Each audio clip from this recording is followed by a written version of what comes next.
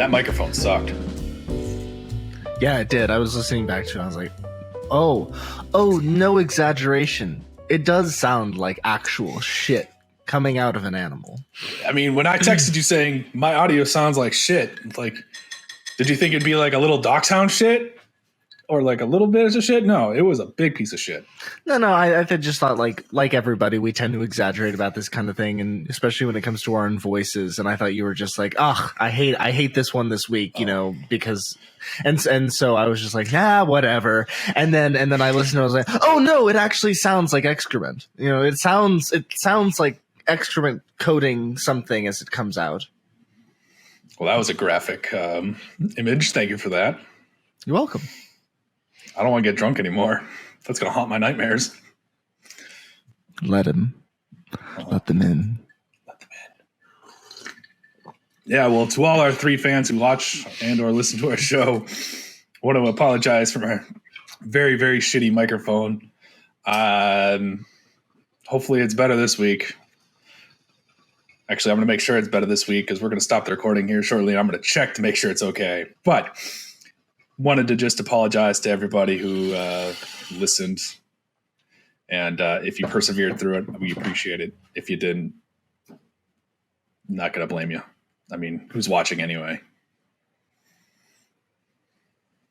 I mean, that was more of an auditory thing. Your picture was fine, as usual. Oh, I looked good, right? Right? No. You didn't look good. The camera was fine.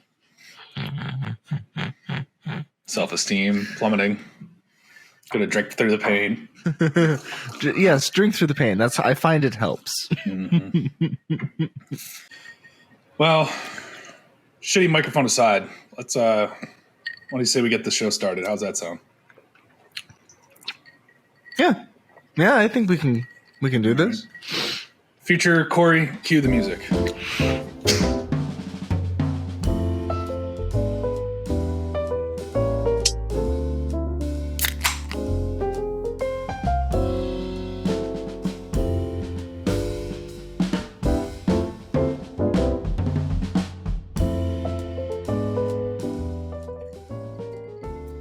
Come on, Ray Charles, play the piano. Come on, you got to get us this outro. Come on, let's see it. Oh yeah, come on, Ray Charles. Oh, Jesus.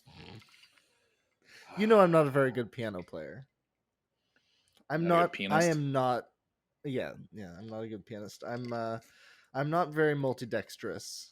I'm very good at like one hand. That's why I'm a trombone player. That's why I'm a trombone player, because I was gonna say you're pretty good with one hand. Is that what you're saying? Because it's mostly your sights are on one thing. Your other hand is pretty much just like holding on to the instrument. Unless you have a trigger, which is very minimalistic. It's like, oh yeah, when I put this hand in that position, I put down the trigger. It's very simple.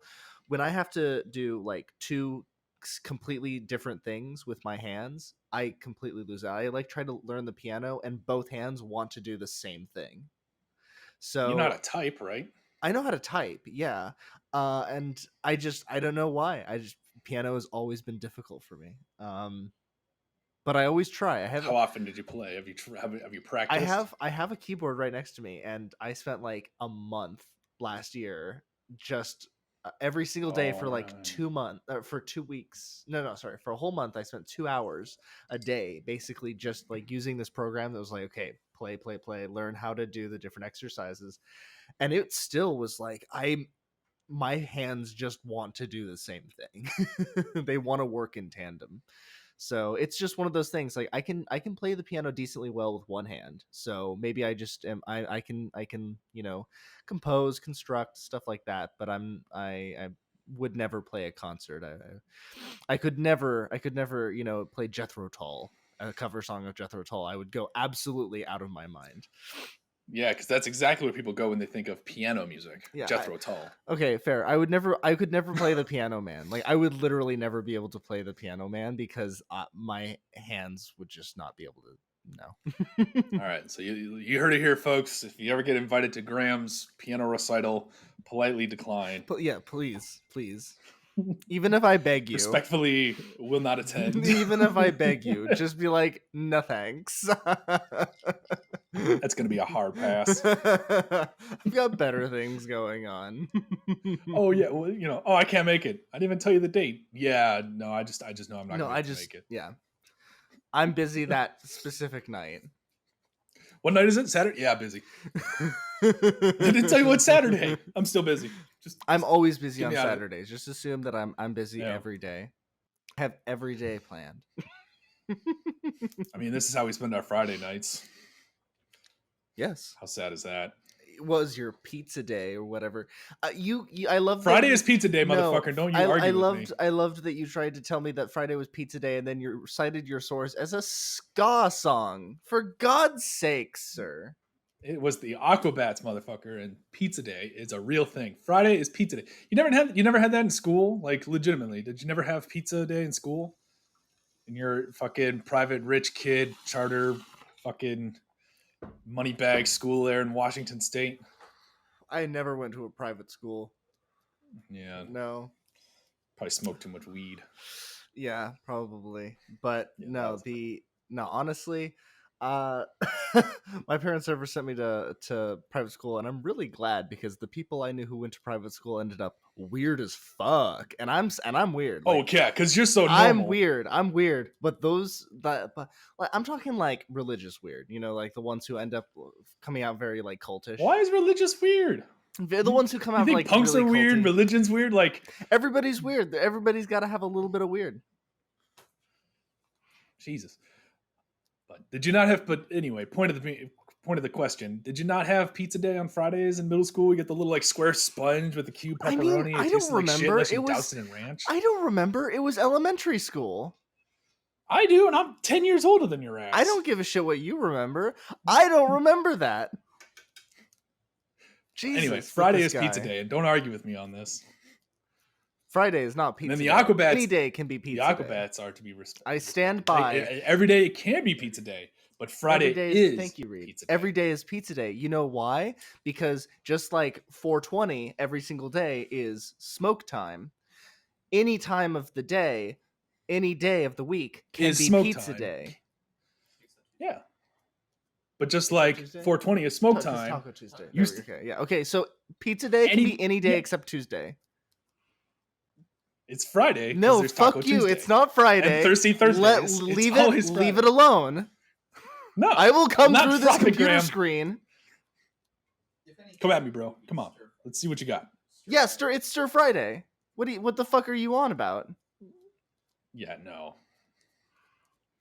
Pizza Saturday. The only people who know that is Archer, and we're not going to go there. Yeah, no, it just sounds... Friday's pizza day. Don't argue. It sounds right. Friday is pizza day. All right. Don't make me play the song. I can play up to 8 seconds legally. You play your 8 seconds. Actually, it's fair use in this situation. You play your 8 seconds. I'll cut it off after that. I play 8 seconds every night with your mom. You're creating... I love just a disembodied smoke. That was glorious. Reed's trying to create ambience for my camera. Even though nobody's watching this. Reed, say hi to the kids. Oh, Reed, say hi. I was just like...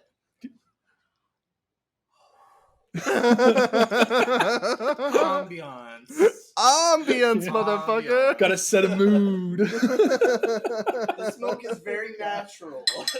Very natural occurring. People are gonna think it's just coming out of Graham's pores. That was good. That was very good. See, there's For those who don't know, Reed is Graham's current roommate and a good friend of the both of us.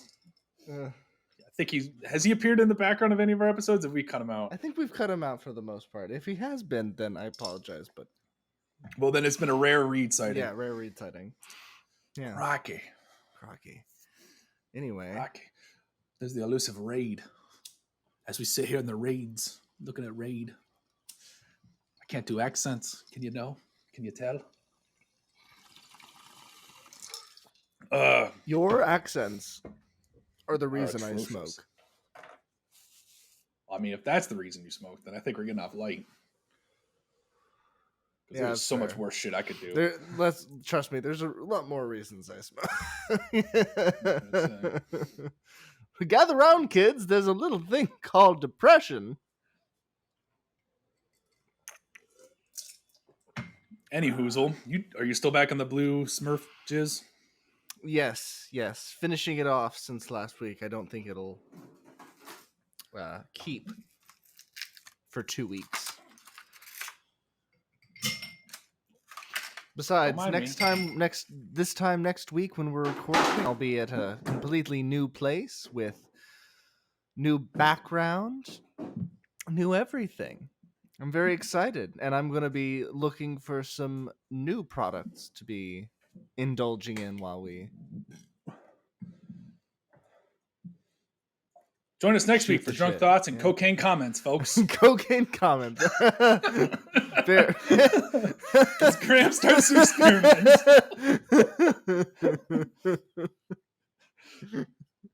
You didn't specify what kind of product you're getting into here. So, you know what? Damn, I'm gonna roll. I'm not very quick on my feet. I'm just trying to come up with something that has to do with LSD.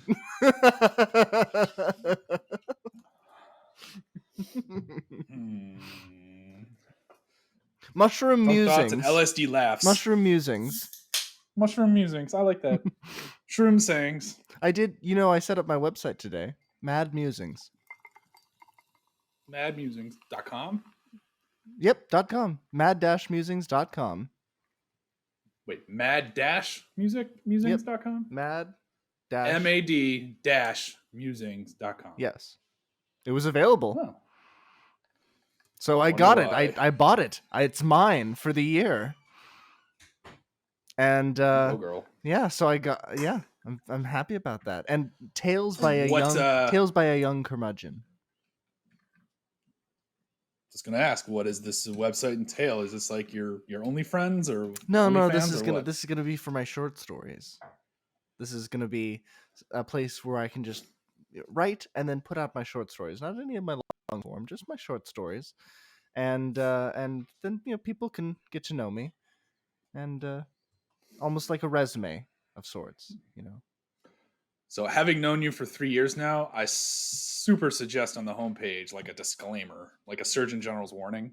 A Surgeon General's warning? Absolutely. No, that was already going to go in there. Do you know me at all? Warning, consumption of the Mad Musings may result in judgmental thoughts against Graham Stepnevsky. Well, that's not the direction I was going with, but maybe that is the one I should go with. You just say you want people to know you a little better and get to know you. Again, knowing you for 3 years, you've been warned, motherfuckers. There's a reason it's called Mad Musings.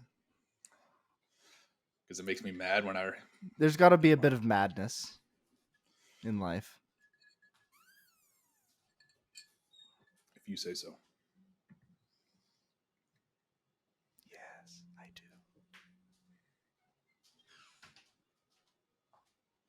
Hi, Reed.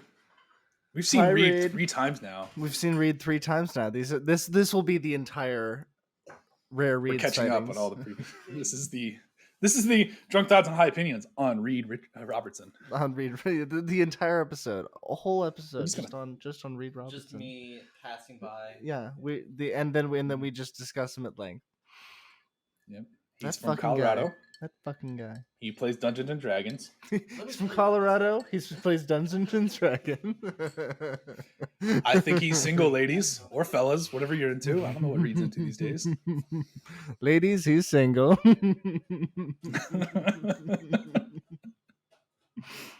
And available as hell. Yes.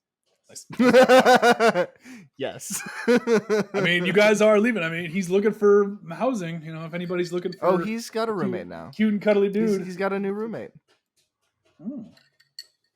Lucky him. Yeah.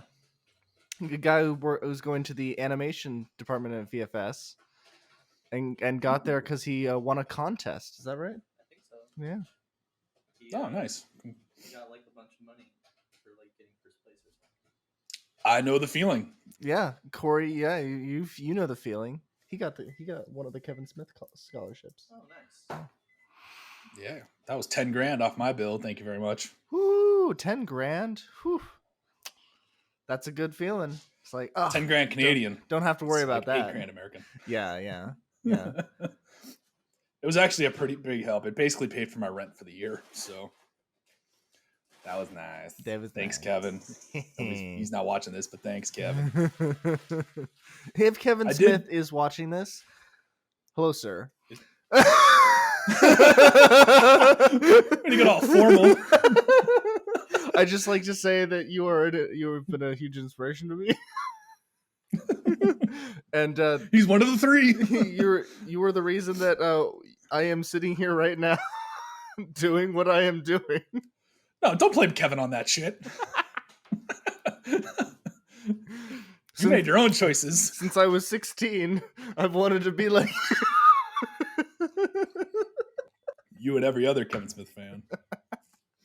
Take a number. Good shit. Yeah, you stealing all my Obama Kush? I am. Obama Kush? That's what we're smoking this week, folks. Yeah, I'm smoking some Obama Kush. It was really good. Man was president for 8 years. What better way to honor him? Let me tell you, every time I smoke it, weed. I see stars a little bit. You get a little patriotic? I get a little patriotic. Not that kind of stars. I do get patriotic, but I don't see those kind of stars. I mean, literally just kind of. Well, maybe. What does that have to do with Obama? I don't know. I thought you were doing like a Stars and Stripes thing. Like you were like, I see the stars of the American. I didn't start that way, but it could be. Maybe that's what it was. I just didn't realize it. Maybe this is a symbolic thing. Maybe I'm deep down just super, super patriotic. No, that's not it. That's not it. Nope. Rewind the tape. That's not happening. Maybe it's the strain of weed that he smoked in Chicago. Yes, that's actually interesting. You've seen the Key and Peele sketch where he plays young Obama. It's like, oh yeah, please pass that joint, that ganja over here. Wonderful sketch. I just learned. I read an article that apparently Jordan Peele was almost cast on SNL because they wanted an Obama, and he had auditioned for them, and Obama was one of his impressions, because they always, whenever you're auditioning for SNL, you always have to create 3 characters and 2 impressions of real people. And you blipped out there for a second. Repeat it just in case it didn't catch in the recording. So you have to get 3 characters. You have to get 3 characters and 2 impressions of real people whenever you're auditioning for SNL. That's what I've heard. I could be wrong on that. It might be like the other way around or something akin to that. But apparently Jordan Peele auditioned, and one of his 2 impressions was Obama. And they thought it was so good that they tried to cast him, but he was under contract for Mad TV. And so Fox was like, no, he has to stay. They're like, he's not going to NBC for SNL. And so we basically missed out. We got amazing Key and Peele sketches of Obama. Nothing will replace that. But think about what we could have had if he was the Obama for SNL. That would have been good. Yeah. That would have been pretty hysterical. Speaking of Jordan Peele, have you seen Nope yet? Or have you seen considering that it just dropped today, I haven't seen it. Sorry. I really want to see it.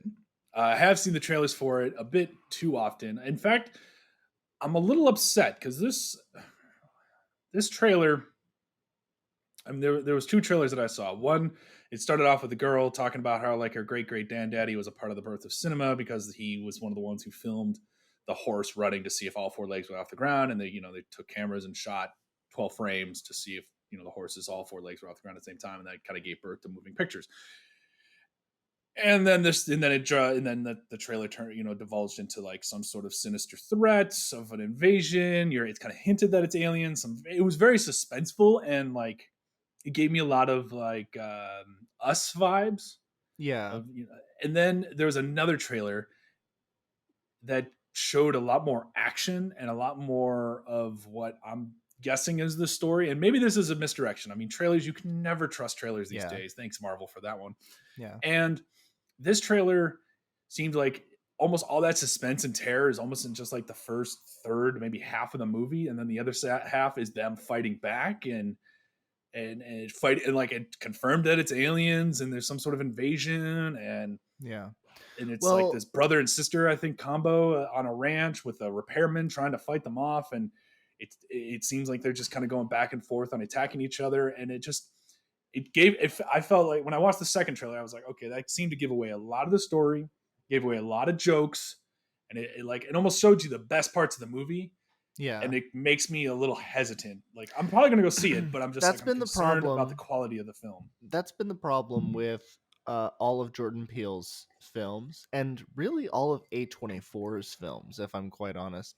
A24 in recent years has started like really hitting it out of the park. It didn't always hit it out of the park, but it started really consistently like picking good filmmakers and For all and those good, who are not aware, real quick, A24 is like the indie film distributor company. If you got a weird and unique film that is not the run of the mill Lord of the Rings, Harry Potter bullshit, or if it's not a Marvel movie, basically, it's probably been distributed by A24. Get Out, Us, The Green Knight, that movie about the lamb child that just came out. Yeah, Uh, Mother. Mother. Was Three Billboards Over Ebbing, Missouri? I don't think that one was, but that kind I of don't movie I think it would have might been have like. been. It would have But anyway, been. they do a lot of There's indie they film, do lower name so film. Yeah, much.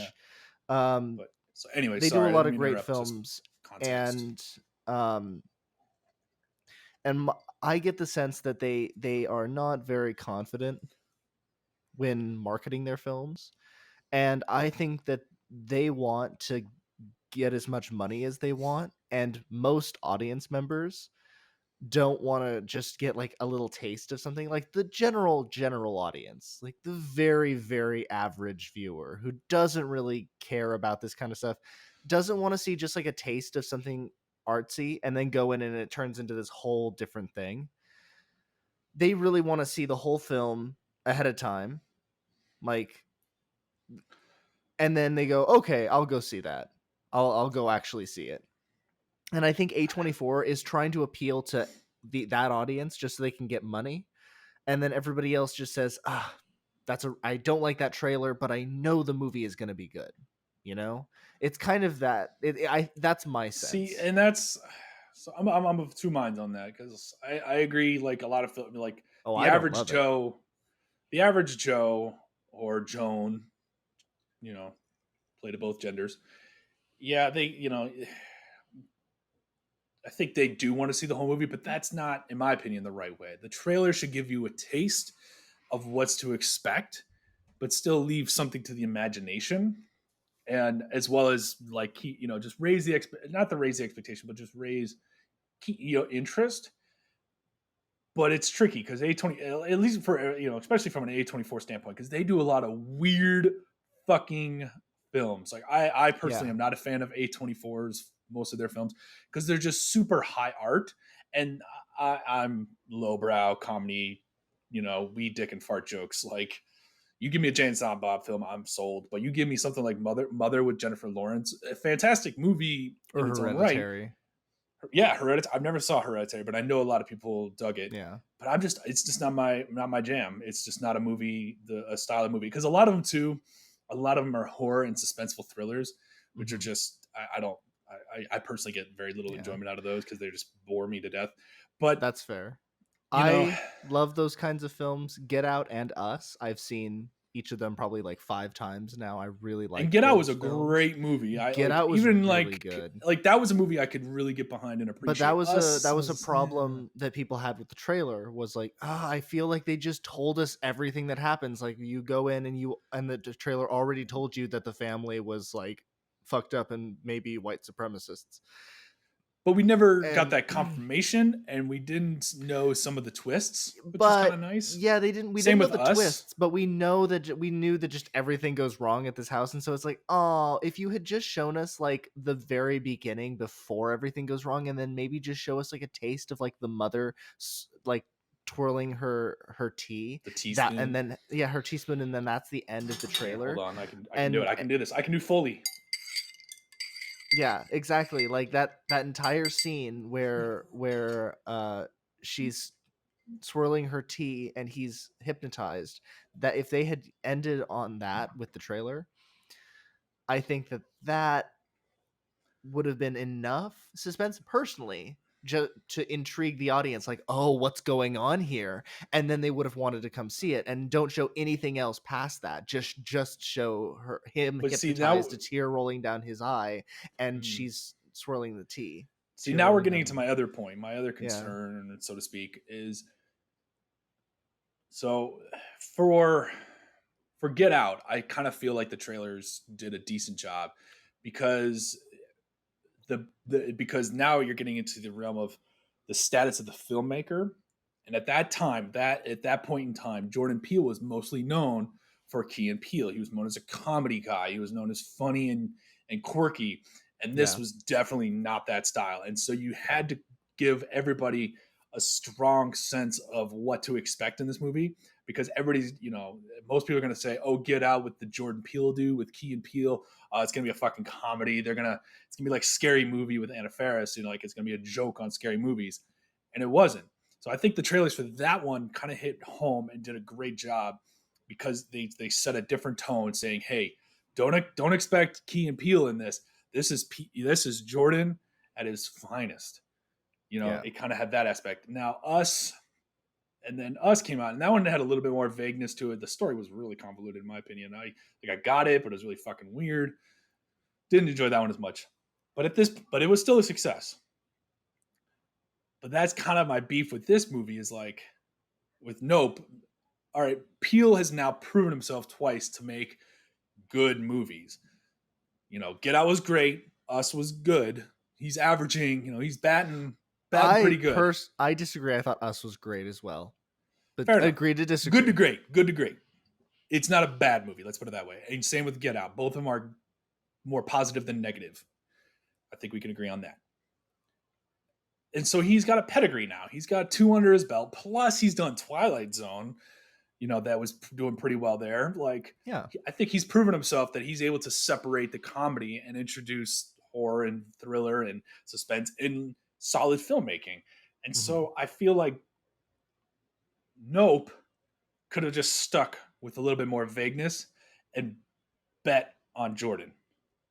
I think they could have bet on him bet on his name. I think they could have benefited from that. With there's just the first trailer. The first trailer I thought was really good. It's the second trailer I have umbrage with.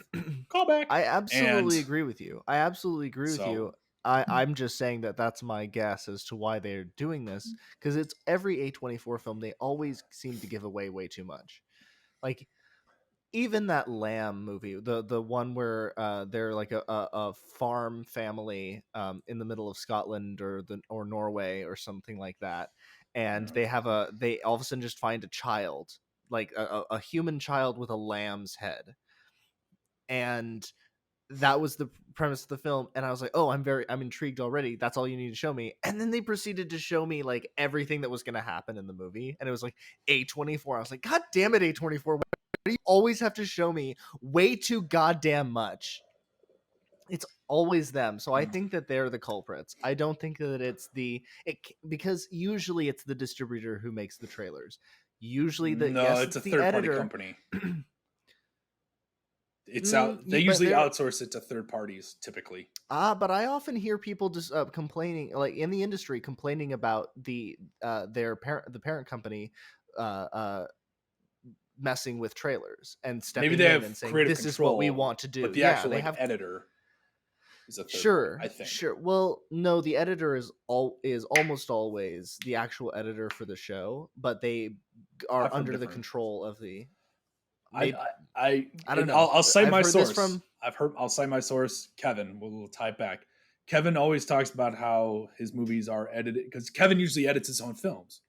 Yeah. Right. But no, but for a lot of his later movies, he edits the film, but the distributor has a third party company. I feel like in those cases, maybe he's a unique situation. Maybe you're right. Kevin's just unique. I'm talking about cases like I think in TV. in TV situations, like usually the editor of the show is the one, because I know in The Office and Parks and Recreation Now and that, like yeah, Cheers, Seinfeld, I because know there's that so in quick the case, turnaround.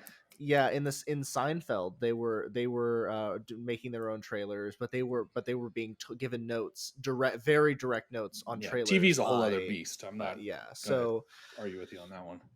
yeah, so I think that's probably the difference is film. They yeah. So I don't know. Maybe it is with A24. They have an outside person doing it, but Like I said, it's Kevin just dropped Clerks 3's trailer, and that's being distributed by Lionsgate. And he was saying, "Oh, yeah, we brought it to these guys, these other, this third party company, and it's such an art form. He just sucks this company's dick about how good of their trailers get, and he's not wrong though. Like yeah. I think the trailer for Clerks 3 really spoke volumes and set up the flick. Granted, Kevin's not known for deep intellectual plots. I mean, this movie, Clerks No, 3, if you haven't watched the no, trailer, it is the most self-referential meta shit I've ever seen in my life, and I'm all here for it. I love it. I'm so yeah, excited for that movie. I've already got my ticket. It doesn't come out till September. But yeah.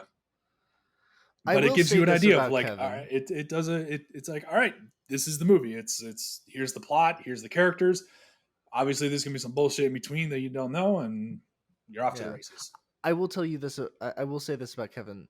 I think that he is one of the best writers of dialogue Oh, for sure.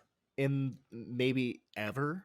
Mm. The problem is that he does not talk about anything super interesting. He talks about whether or not there were plumbers on the Death Star, whether or not it was like how many people were dying, and whether or not that was a good thing or a bad thing. And then they're like asking themselves, "Oh, have you seen this porn? Or have you seen this porn? Or what did you think of this movie?" Like he's not using it to a great degree, but the way he writes his dialogue is weirdly masterful and just flows so beautifully, better than any other writer I've ever seen. It just he doesn't use it to his full capacity. You've seen his other films like Red State and Oh yeah, Tusk, right? yeah, oh yeah. Those films are weird and do not rate very well, but if you like dark topics that are touched on like in that, you'll be sucked in by his dialogue because it's Oh, so it's good. amazing. Like There's that Red's speech in Red State by Michael Parks for like absolutely 15 Michael minutes. Parks. Like that could have been a short film in and of itself. It's Yeah. so captivating. Michael Parks and Kevin Smith were like a natural R.I.P. marriage because RIP, because they were a natural marriage because Michael Parks knew how to milk lines and Kevin Smith knows how to write dialogue. He knows how to write great dialogue if you give him a chance. And honestly, I'd say that smoking weed has made him a lot more interesting with with what he talks about in his writing, because before he was smoking weed, his stuff was very like, oh, I wonder what's happening with Star Wars. And then he started smoking weed and made Red State and Tusk, which, if for those who don't know, Tusk is about a guy who gets kidnapped by an old man in Canada and sewn into a body of a sea lion, or sorry, no, walrus. a walrus. Sorry, I'm high. Which, for those who don't know, the message of the story is don't go to Canada. Don't go to Canada. Yeah. Oh God, they're coming for me, aren't they? They're going to turn Don't you take into a sea another lion, sip. Graham. You're not worthy of a walrus. That's on me. That's on me. Just for that, I'm Walrus. gonna make a movie called Sea Lion, and it's gonna be a shot-for-shot remake of Tusk. But you're gonna star. I'm gonna turn you into a sea lion. I have to tell you, Hashtag sea lion. I watched sea lion. Yes.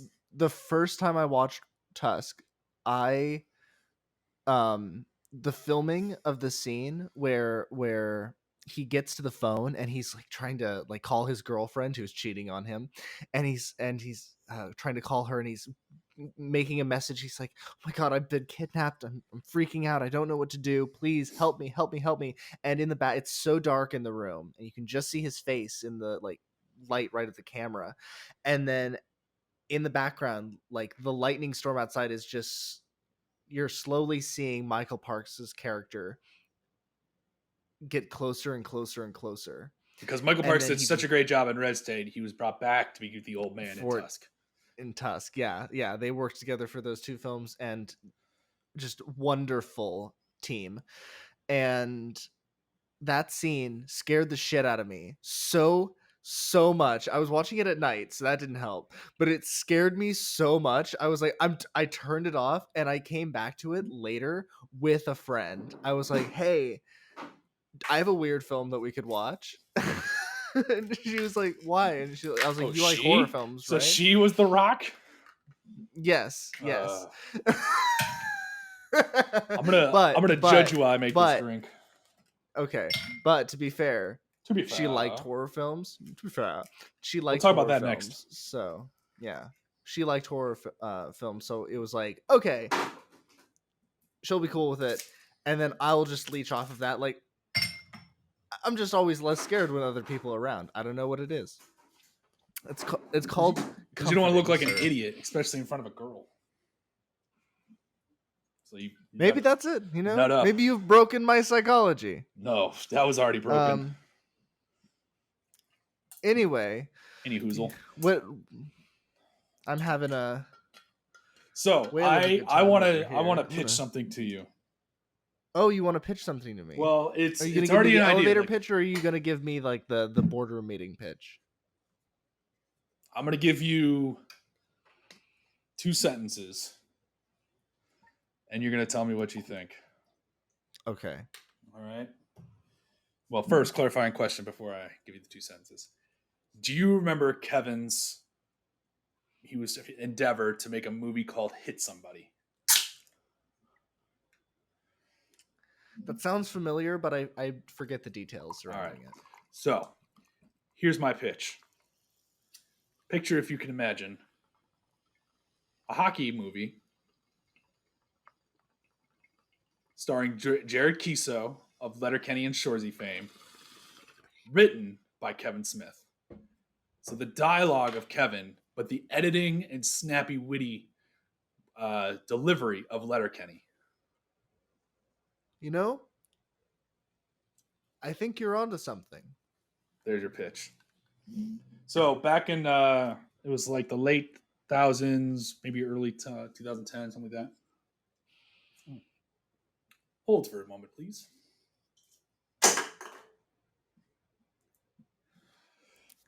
Yeah, it was like the late 2000s, maybe early 2010s. Kevin was working on it was like originally a 1-part movie, then a 2-part movie, then a TV series. Actually, no, I take it back. It was like 2015 because I think he wanted to bring in Melissa Benoist, the girl who played Supergirl, and her now husband, whose name escapes me, but he was also in Supergirl, and he's very charismatic as fuck. Like, he seems like a really cool dude. I'd love to hang out with that dude. Honestly, I kind of stopped watching the show when they took his character out as a regular. Well, he came back. I know they brought him back.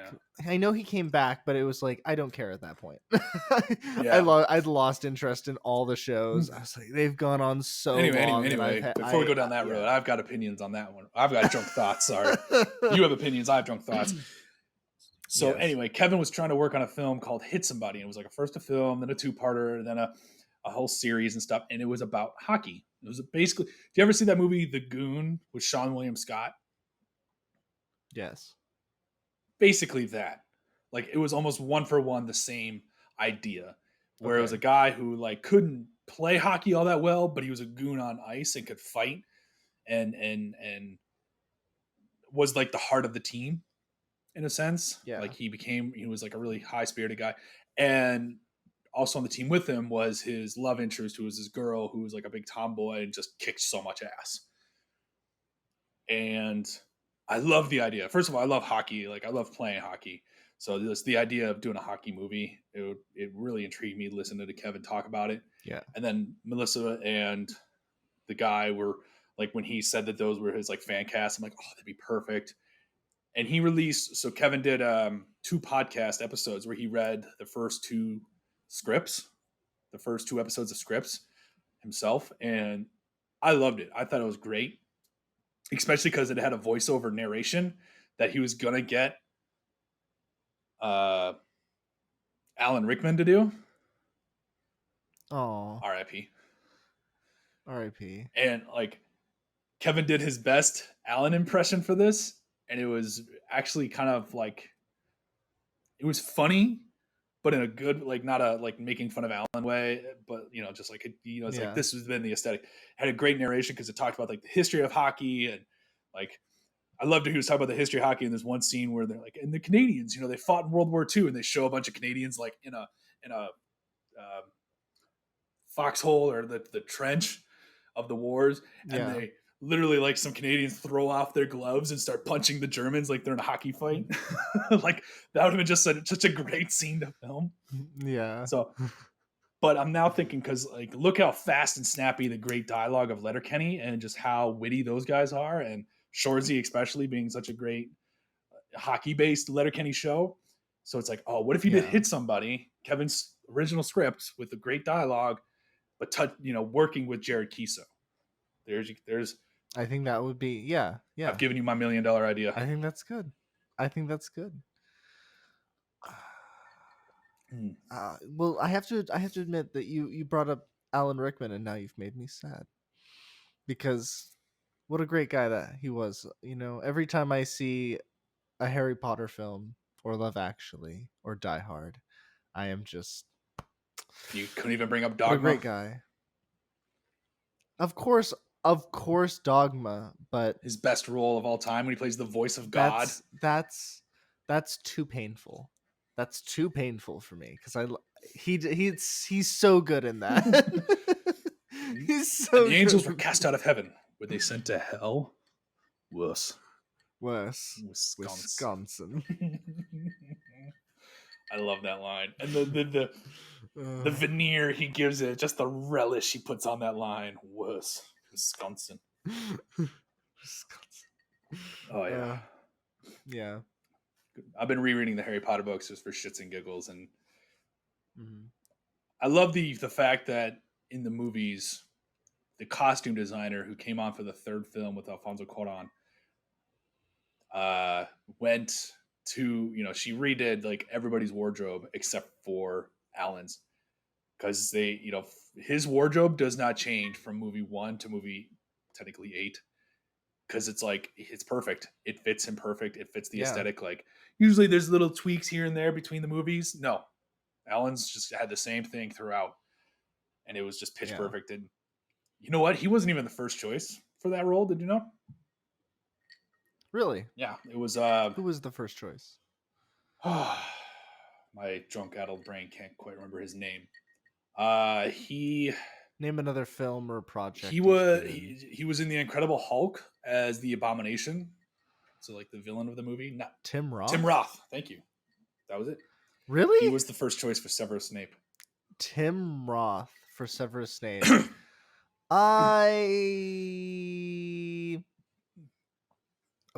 I mean, if you think about it, if you picture Tim Roth with long black hair, he would have fit the aesthetic of the character better from the books, like the look.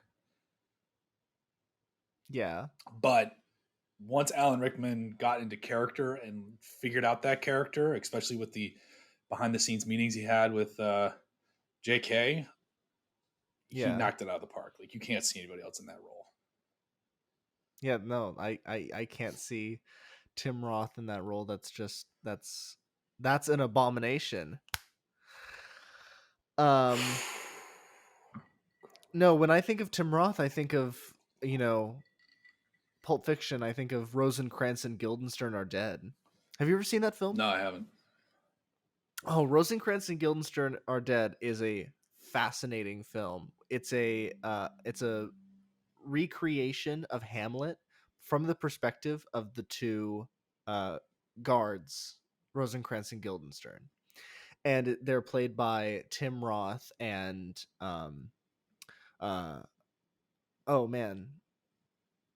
Sirius Black, Gary Oldman. So Tim See Roth how and easy Gary it Oldman is to forget shit. Yeah, exactly. So they Oldman? play Rosencrantz and Guildenstern, and the joke throughout the show is who's Rosencrantz and Guildenstern, because they just both respond to. Oh, so you don't know who's name. playing who? It's kind of a package deal. You do, if you look it up, you do, because they do say at a certain point who is who, but it's always joked about like, wait, who is who? So Who's on it's first? even to question like, yeah, who's on first? Who? And it is one of the most clever films ever. Like I was talking about Kevin Smith's writing. If Kevin Smith applied himself the way Tom Stoppard did when writing Rosencrantz and Guildenstern Are Dead, if he applied himself to that kind of subject matter, it would be way probably that level or better. If he took the chance and wrote it, because his dialogue is Star Wars versus Tom Stoppard's like Shakespeare and intellectual philosophy, and the film is just fascinating. I actually wrote a high school essay on it because I had just seen it and I was fascinated by it, and they were like, they asked a question. Nerd. I can't remember what the question was, but they asked it in a essay, and they were like, use whatever example you think applies. And I was like, it was like book or TV or movie, and I was like, I'm going for it. But it's technically a play, so I was like, and I think they wanted it to be books. They were like, it can be a TV or a movie, but please be a book And it's or something. based on and I was like, it's a play. Well, it's based on It's a play. play that became book. Yeah. And then, Exactly. Kind of crosses all Exactly. mediums. And exactly, it's a fascinating movie. I highly recommend watching it. Subtitles on. You'll want subtitles on. I mean, I usually have subtitles anyway because I'm a deaf motherfucker. Yeah, no, but they definitely talk like about a lot of stuff very fast, and it's a lot of like quips about very, very, very intellectual stuff that you would not think about, especially because it's supposed to be taking place in the 1500s, 1600s, and you're like, I'm not fully knowing what they're talking about, but with subtitles it helps. Good to know. Yeah. So for anybody out there looking for a crazy ass film, Rosencrantz and Guildenstern Are Dead. I had to I've been watching the sixth series, aka the sixth season of Peaky Blinders, and Oh yeah, that is a phenomenal show. It's The Godfather set in Birmingham, England in the 1920s and 30s. So it is just super fantastic, coupled with a soundtrack that's basically like, at least when it starts, it's kind of like heavy metal motorcycle rock is kind of like the only way I can really describe it. Very George Thorogood style. I'm bad to the bone, and you know that. man. But that Birmingham accent at times, especially with the character who's basically Sonny from The Godfather, the older brother, they get overstepped, and he's the second in command because of his temper. Oh yeah, James Caan. All right. Yeah, we just lost him, James Caan. R.I.P. In Peaky Blinders, it's a guy named Arthur, who is Tommy Shelby's older brother, way more temperamental, speaks with his fists kind of thing. But he's got that thick Birmingham accent, nobody fucks with the Peaky Blinders. It has more of the structure of Godfather 1. Yeah, it's very, very Godfather. Like, it's Godfather 1 or 2 or both. Because Sonny dies in the first one. He gets gunned down. Yeah, so it's more the first one. It's just the idea. I'm not saying it's one for one like the plot. I'm just saying it's the idea of here's so the show starts with Tommy Shelby, played by something Murphy. Kellen Murphy, is that his name? Cillian Murphy, that's his name. Cillian Murphy, the Scarecrow from Batman Begins. He's a World War I veteran with his own demons, and and they basically run like a back alley gangster betting ring, and they're basically like the low level gangsters of Birmingham. And the show just chronicles his rise to power to the point where now he's like covertly working for Churchill, spying on the Nazis in the political party, as well as the communists. And we're in the 30s now, so it's kind of almost the beginnings of World War II, or sowing the seeds of what would become World War II. It's really fascinating, just how well it's done, and just the the production design, the cinematography, the acting is phenomenal, but the accent, the Birmingham accent, nobody fucks with the Peaky Blinders. You're like, what the fuck is a Peaky Blinder? Like, and yeah, Arthur, Cillian Murphy, he puts on the accent, but I think the guy who plays his older brother Arthur is native to Birmingham, and because his accent is so fucking thick, and you're just like, what? Like, hold on, rewind, and then they're spitting out dialogue really fast because they also were raised by gypsies, so there's a lot of like weird terms in there that they're talking about, like the spiritualism and uniqueness of the roaming gypsies. That's also a show that like subtitles absolutely. I don't know if absolutely, but it definitely enhances the experience just because you'll catch a lot more. You'll catch a fair amount without them. Like I think I'm just deaf as a motherfucker, but having played trumpet for 20 years, been in bands and in front of speakers for half my life, so I think I'm deaf. But at the same time, I was like, oh, that's what he said. You also listen to ska, and we all know that eardrums flee at the sound. They just bleed a little bit. It's just melt. A little bleed. Have you ever seen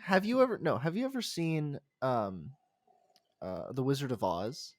Do you know the Wicked Witch of the West when she's melting and she's screaming? That's what eardrums do when they listen to ska. Maybe the brain is enjoying it. Because you know what happens to the brain with ska? You know what ska is to the brain? It's that feeling when a 12-year-old gets extra breadsticks, extra mozzarella sticks. So you would kill your eardrums for the feeling of a 12-year-old getting extra breadsticks? Fuck yeah, You're sick, sir. You're sick. Well, that's not a surprise to anybody. Have you seen my liver? Especially after last week where we had to record it twice. Oh, man. Yeah, that was maybe a little too much. Not only did I have to record it twice, and then my microphone fucked up. I was even feeling that. I was still feeling washed from the previous segment. I mean, sorry, my liver's a trooper, so I'm washed, good. But he rallied like a champ, but it was like, all right, let's not do that again. Let's make sure this shit ain't fucking up. So, for the record, during our little intro sequence, I checked to make sure our recordings were good, and we're good. Like, it sounds good, it feels good. Yeah, I think we're on the right path here. Yeah. So all three of the people who listen can enjoy this for the 5 minutes average that they watch.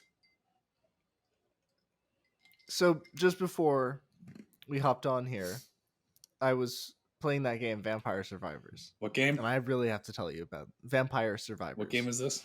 It's on.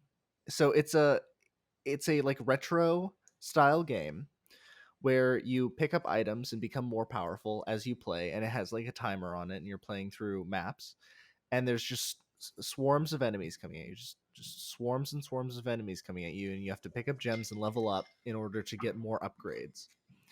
And you never use abilities. The abilities just happen on a timer. And so the only thing that you're controlling are your directional keys, your arrows. And it is the most accessible game I have ever played in my entire life. It doesn't ask for anything past the $2.99. And maybe like, what is it? Like, what would it be? 15 cents of tax after that? Well, that's the government Steam. Asking for that. The game isn't asking for that's that. That's the government. So you were good at $2.99. The game is just asking. Yeah, the game is just asking for $2.99, and then you are able to just roll your arrows around during these phases, and you become more and more powerful. And as you play through these levels, you get achievements and upgrades, and you unlock more abilities to use throughout the maps, and more enemies and more segments. It's a very, very fun game. As I said, one of the most accessible games I've ever played. I turned it on. I was playing it for about 2.5 hours. Then Reed came out and was just watching me play for like 40 minutes. And then I was like, do you want to have a go? He's like, yeah. Sat down, and he proceeded to play for the next hour. It's just one of those games. Like it's addicting. You start playing it and you're like, oh my god, this is so much fun. It's catharsis. It's a bullet hell of just magic and missiles and things exploding. It's a really fun game. I highly recommend it to anybody who doesn't, even if you don't play video games, if you're just looking for something doesn't feel like a video game, that's just kind of like, oh, I'm just playing like something on like a website or something, just a little fun thing. You'll fall in love with it. I can almost guarantee. Well, Corey, those are certainly some drunk thoughts you had right there. That was the most generic bullshit I've ever heard. Way to make that feel staged. Oh, you want less staged?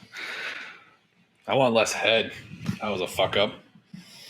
That's the first time I've ever heard you say you want less head. Didn't hear you complain. Oh. Foam always turns into beer. I should send you this. I saw a very interesting video by a beer sommelier that was all about like the why you should not be afraid to have lots of foam when you're pouring a beer, because if you drink a beer that is like unmoved, the CO2 hasn't released, then if you're eating food, it'll start bubbling and do all the exploding in your stomach. But if you release the CO2 into the glass, you pour the beer into the glass and really let it foam up and let the beer, expand, then it will not. You're not making it go flat because you're drinking it immediately. You're drinking it immediately. So then, and this is from a beer sommelier, so you can trust him. It's not like you're pouring this beer and then just letting it sit for like 3 hours. You're gonna be drinking that beer over the next like 20, 30 minutes. If this beer lasts the next 3 minutes, I'll be lucky. Exactly. So it's not like you're making it go flat. It has to be like a few hours for it to go flat. You're just releasing the CO2 so that it won't disrupt with the food in your stomach and make you sick. Does that ever happen to you? That answer your question? Yes. Salud. I've been drinking beer since before you were born. I don't want to hear it. You and your beer sommelier. Who's a fucking beer sommelier? Seriously. If you've been drinking beer since before I was born, then we need to call child services on your parents. Yeah, we're not going to talk about that. You're going to want to cut that probably. Yeah. It's actually a pretty funny internal family story, but we're just going to move past it. Well, if you're going to do it, I do have a funny baby picture of my dad holding a beer bottle up, but it clearly is empty, but it's just me as a baby like standing there like, yes. Clearly an empty bottle. Bring it on, old man. I'm ready for this life. Give me that fat tug. Even at that age, I was like, wouldn't it be amazing if it was a fat tug? It's like, that's where it started. That is your origin story. That is your origin movie. That's your Graham Begins. Well, I can Photoshop it. I can Photoshop it and remake history. If you're going to Photoshop anything, you should just turn it into a joint. Oh, yeah. He's just got a giant blunt. Did I ever show you those plush dog toys that looked like giant joints? So if your dog holds it in one end, it just looks like they're smoking a giant doobie. No, it's but like, I feel like that's something you give Barkley. That's something I'd get my dog. Hell yeah. Hell yeah. My parents would be like... It's like, how long can we till we can disown you? Oh, they can disown me if they want to. They weirdly it's not love easy. me. Trust me, I've tried. Yeah. That's true. I tend to stick around. Yeah. Well, hopefully our fans have stuck around this far in the show. Boom! How'd you like that segue? Probably not. They have not stuck around at all. And I'm not going to acknowledge your segue because it was just too good. I'm just going to go with it. Fuck you.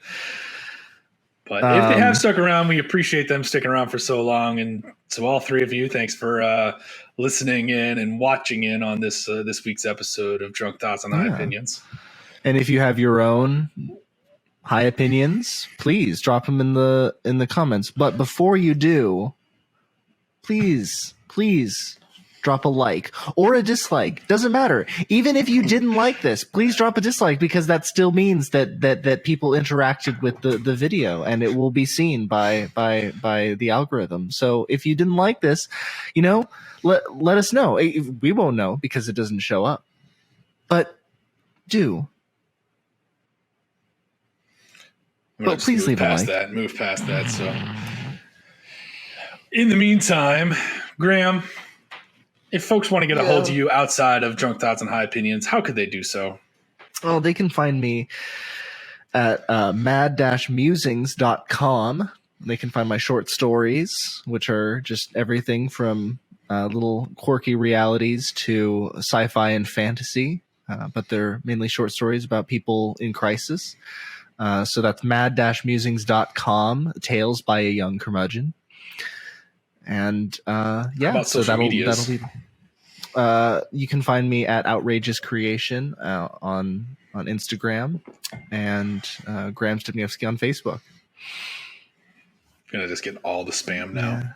Yeah, I'm just gonna get all the spam. And Corey, what about you? Where can we find you? In my apartment. Other than that, where can we find you? What else do you do besides this? What are your major malfunctions? Oh shit, that's a whole other episode. We're not going to go down that road.